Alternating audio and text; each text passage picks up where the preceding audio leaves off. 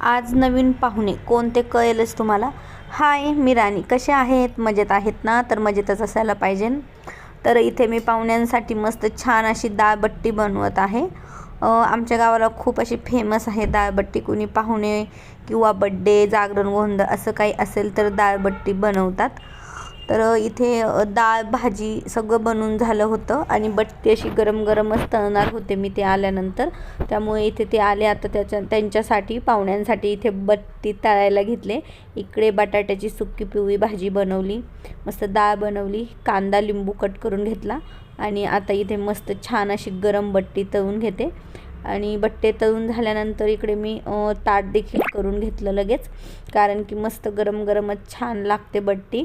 आणि मला तर अशीच खायला आवडते बघा, जास्त डाळीत चुरून खाण्यापेक्षा मला अशीच बट्टी आवडतात खायला. आणि खूप मस्त छान अशी बट्टी झाली होती इथे, एकदम अशी क्रिस्पी पण झाली होती आणि अशी खुसखुशीत झाली होती, खूप छान. बघू शकता. कुणाला रेसिपी हवी असेल तर मला कमेंट्स करा, मी रेसिपी देईल तुम्हाला कधी. तर इथे बघा कोण पाहुणे आले तर दाखवते आहे मी तुम्हाला. इथे हर्षल आलेले आहे. हर्षल म्हणजे माझ्या मोठ्या ननंदबाई ज्या आहे ना, त्यांचा मुलगा हर्षल. तर ते आले होते. त्यांचा कृषीचा काहीतरी कोर्स होता, तो त्यांचा कंप्लीट झाला, तर आम्ही त्यांना घरी बोलवलं होतं. तर ते इकडे घरी आले होते.